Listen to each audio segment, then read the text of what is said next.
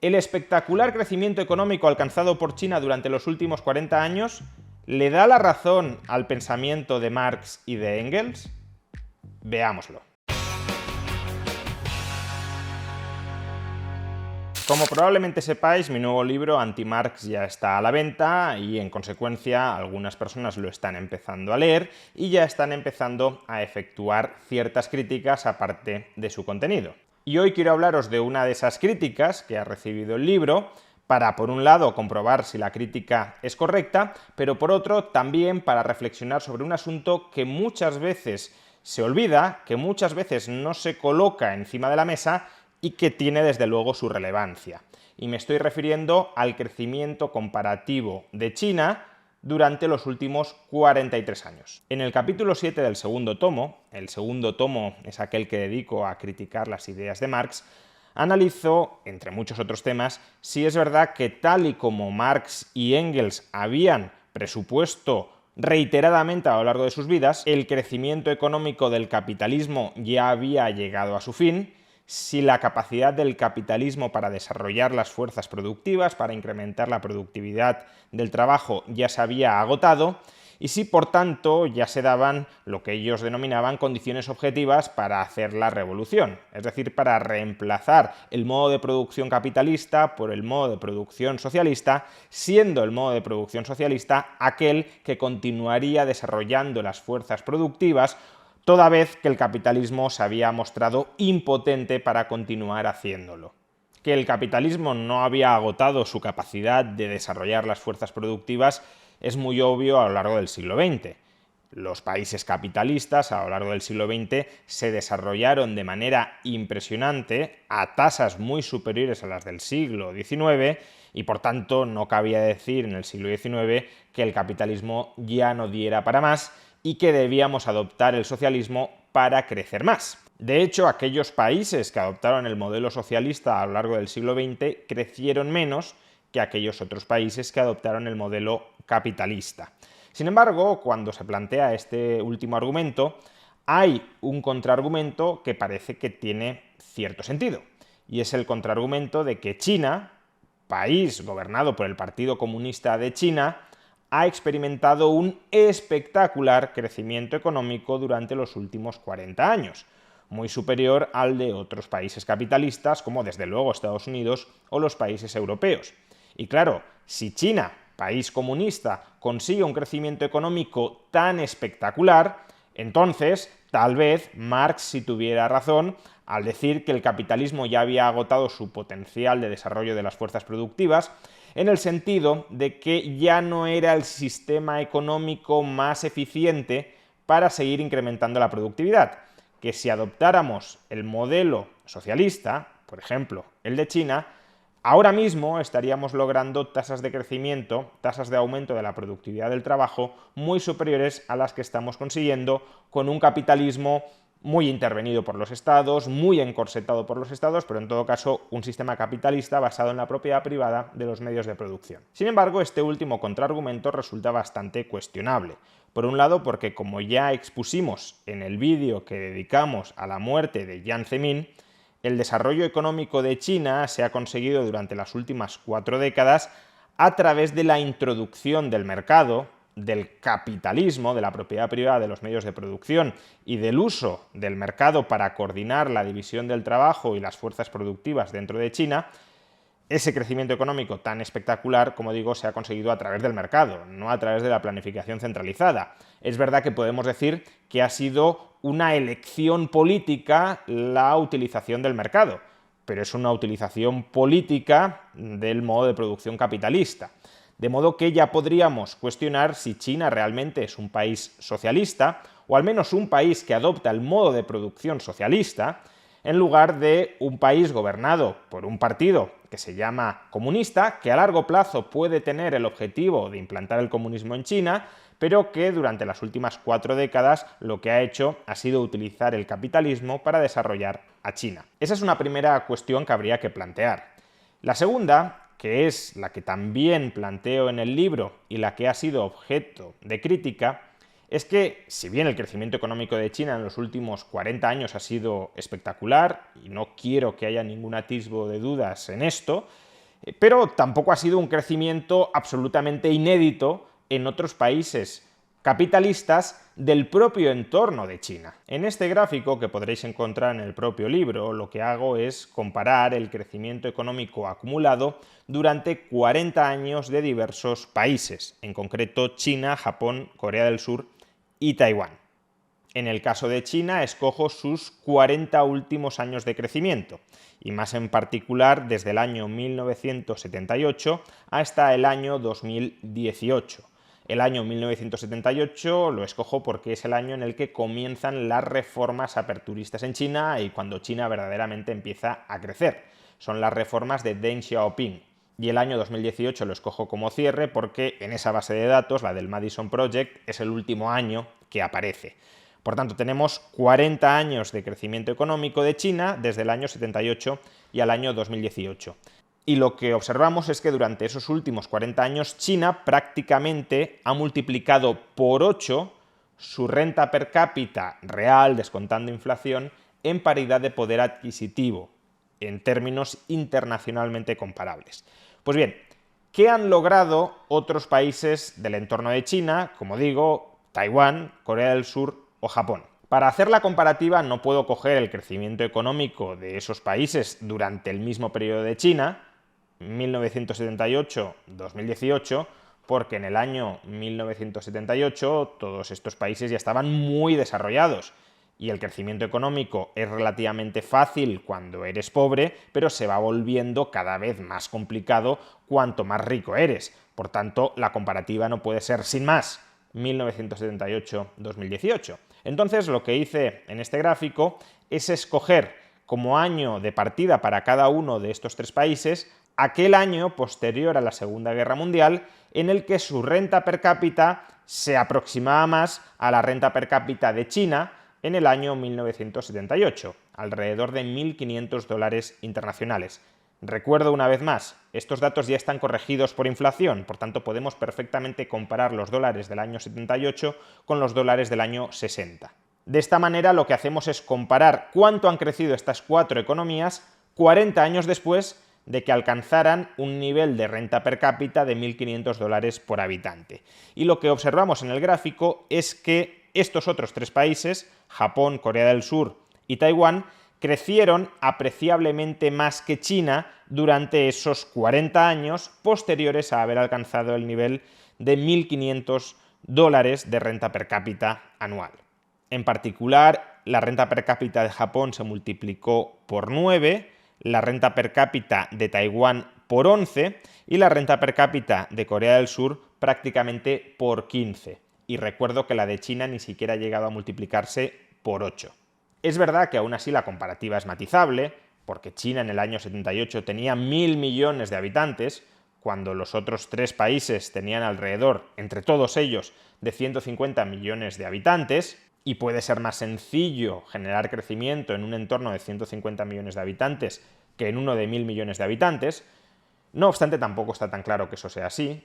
Cuando un país es muy grande y tiene muchos habitantes, puede explotar más fácilmente sus recursos internos y muy en particular el progreso técnico interno. Si algún chino es capaz de mejorar la tecnología, esa tecnología está disponible en China y se puede extender rápidamente a un entorno de 1.000 millones de personas, lo cual permite incrementar mucho la productividad de todos esos ciudadanos. En cambio, si un país es pequeñito, primero, es más difícil que en un país de, 1 millón de personas o 10 millones de personas haya innovaciones al nivel de un país de 1.000 millones de personas. Hay muchas menos mentes pensando en un país de 10 millones de personas que en uno de 1.000 millones, y si hay menos innovaciones, se extenderán menos esas innovaciones dentro de ese grupo. Por cierto, los rendimientos crecientes a escala de las ideas, de la tecnología, es la contribución central que le valió el Nobel a Paul Romer. Quiero decir que no es un argumento menor a tener en cuenta. A su vez, en el año 78, que es el año de partida de China, ya había mucho conocimiento tecnológico acumulado que China pudo incorporar rápidamente para crecer mucho. En cambio, Corea del Sur o Taiwán, por ejemplo, alcanzaron los $1.500 por habitante en los años 60, con lo cual en ese momento había menos tecnología acumulada que cuando empezamos a contabilizar el crecimiento económico chino. En cualquier caso, es verdad que la comparativa no es perfecta, que es matizable, pero en todo caso el resultado sí es sólido. Es sólido en el sentido de rechazar que el crecimiento económico chino, crecimiento económico alcanzado bajo las directrices de un partido comunista, sea un crecimiento que no ha encontrado parangón en ninguna parte del mundo capitalista. No es verdad. Pues bien, así llegamos a la crítica que me han hecho hoy en contra de este gráfico y de otros argumentos alrededor al mismo. La crítica ha venido de una cuenta de Twitter que se llama Refuta Liberales, el terror de los liberales, cansado de las mentiras en materia de economía e historia de los liberales, experto en historia económica. Bien, este señor presenta varios argumentos en su hilo. Si os interesan el resto de argumentos y las réplicas que he ofrecido a los mismos, encontraréis el link a su hilo y yendo comentario tras comentario encontraréis mis réplicas en la caja de comentarios de este vídeo. Pero me voy a centrar en una de las críticas que hace, porque es la que visualmente resulta más ilustrativa de que habla sin tener demasiado conocimiento sobre aquello de lo que está hablando. Y me refiero a la primera de sus críticas. Dice: pasemos al tema de la historia económica, que es lo que más me interesa como experto en ella. Primero, Rayo intenta vender que el crecimiento de China no es tan espectacular, haciendo cherry picking con los años. Si se cogen otros años, el crecimiento de China es mayor. Y en este tuit adjunta el gráfico que ya os he presentado y luego otro gráfico en el que se observa una conclusión bastante distinta a la que os he presentado con anterioridad. Y es que si en lugar de escoger como año de partida China 1978, escogemos China 1976 y como año de partida de Japón no el año 46, sino el año 50, y como año de partida de Taiwán no 1953, sino 1959, y como año de partida de Corea del Sur no 1963, sino 1964, es decir, variaciones relativamente pequeñas en los años de partida, supuestamente la imagen que se presentaría es esta tan radicalmente distinta, donde vemos que la línea negra, China, crece mucho más rápido que cualquier otro de los países con la que se la compara. Aunque este otro gráfico fuera correcto, una primera cuestión que deberíamos plantearnos es: ¿por qué escoges esos otros años de partida y no los que he escogido yo? Mi criterio para escoger los que he señalado es bastante transparente y creo que sensato. Tomemos como año de partida para comparar el crecimiento económico acumulado aquel año en el que todos los países tuviesen la misma renta per cápita o aproximadamente la misma renta per cápita. En caso contrario, las comparativas se distorsionan mucho. Por ejemplo, Japón en el año 1950 tenía una renta per cápita que duplicaba la de China en el año 1976. Es mucho más fácil crecer y acumular altas tasas de variación desde una renta per cápita baja que desde una renta per cápita alta. O lo mismo con Singapur. Singapur en el año 1964 tenía una renta per cápita de 3.800 dólares internacionales. China en el año 76 de 1.500, por tanto era más del doble de renta per cápita. De modo que, insisto, una primera cuestión que habría que plantearse es ¿por qué esos años y no otros? No obstante, es verdad que si los resultados fueran tan sensibles a pequeños cambios en los años que se escogen para efectuar la comparativa, pues quizá esa comparativa no fuera del todo relevante. Si variando un par de años por un lado y variando un par de años por el otro, el ranking, la jerarquía de países que más crecen, se trastocara tantísimo, de estar China en último lugar a estar China destacadísima en primer lugar, pues ya digo, quizá la comparativa no sería tan relevante como podría parecerlo en un comienzo. Sin embargo, incluso si tomamos los años de partida que él mismo nos propone, el gráfico que él nos presenta no es correcto, probablemente porque haya utilizado otra base de datos distinta. La que estoy empleando yo es la base de datos del Madison Project, que es internacionalmente reconocida como la base de datos de referencia para este tipo de comparativas de evolución de la renta per cápita entre países. Pues bien, lo que he hecho a continuación es redibujar el gráfico que adjunto en mi libro, pero no tomando como año de partida los años que creo que con un criterio razonable adopto yo, sino los años que adopta este refutador de liberales. Y lo que nos encontramos si hacemos esto es el siguiente gráfico. Y en este gráfico, como podemos observar, el crecimiento económico de la renta per cápita acumulado de China desde el año 76 al año 2018 sigue siendo inferior al crecimiento económico acumulado de la renta per cápita de Japón, Taiwán, Singapur o Corea del Sur, y en ocasiones bastante inferior. En el caso de Japón, desde el año 50 al año 92, cogemos esos 43 años, la renta per cápita de Japón se multiplica por 10. En el caso de China, en cambio, desde el año 76 al año 2018, se multiplica por menos de 9. Lo mismo ocurre con Singapur o con Taiwán. Singapur entre el año 1964 y 2006 multiplica su renta per cápita por más de 12 y Taiwán entre el año 1959 y el año 2001 la multiplica también por 12. Y de manera muy destacada, Corea del Sur, que multiplica su renta per cápita por más de 15 entre el año 64 y el año 2006. Es decir, durante esos 43 años la multiplica prácticamente el doble de lo que lo ha hecho China durante ese mismo periodo de 43 años.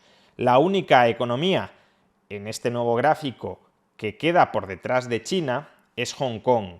Hong Kong, entre el año 60 y el año 2002, multiplica su renta per cápita por algo más de 6, pero poco más, es decir, queda por detrás de China. Ahora bien, fijémonos que Hong Kong ve su renta per cápita estancada justamente durante el periodo inmediatamente anterior e inmediatamente posterior a la anexión de Hong Kong por parte de China, la cual tuvo lugar en el año 1998. Antes de 1998, Hong Kong seguía siendo una colonia británica bajo jurisdicción británica. Por tanto, aquí no está muy claro a quién cabría culpar por el estancamiento de la renta per cápita de Hong Kong.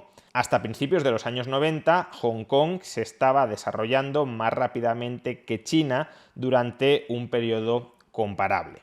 Pero imaginemos que la base de datos del Madison Project no nos gusta del todo por lo que sea. Bueno, otra base de datos internacionalmente reconocida para hacer comparaciones de crecimiento económico entre países es la base de datos del Penn-Wall Table, en su edición última del año 2021. Pues bien, si hacemos estos mismos cálculos con los datos que nos proporciona esta otra base de datos, obtendremos el siguiente gráfico. Y la imagen que se desprende de este gráfico es bastante similar a la del anterior. Es verdad que aquí China mejora algo en términos relativos, prácticamente crece al mismo ritmo que Japón durante estos 43 años, pero sigue creciendo menos, un poquito menos que Japón, bastante menos que Singapur y muchísimo menos que Taiwán o que Corea del Sur.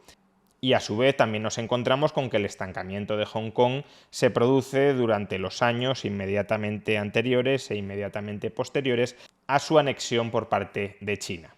Sea como fuere, y a tenor de todos estos datos, no cabe decir, como decía Marx, que el capitalismo ya haya agotado todo su potencial para seguir desarrollando las fuerzas productivas.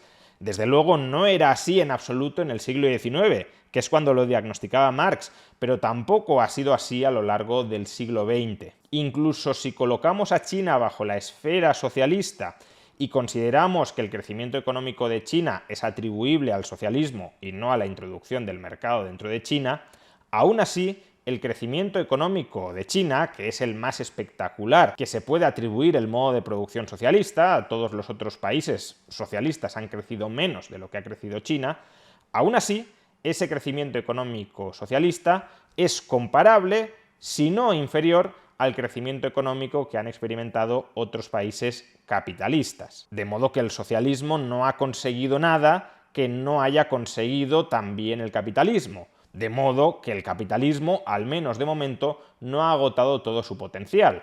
Eso no significa que no pueda agotarlo en el futuro. No pretendo extender el argumento hasta ese punto. Lo que significa es que cualquier diagnóstico que hasta la fecha haya concluido que ya había que acabar con el capitalismo y reemplazarlo por el socialismo, era un diagnóstico incorrecto.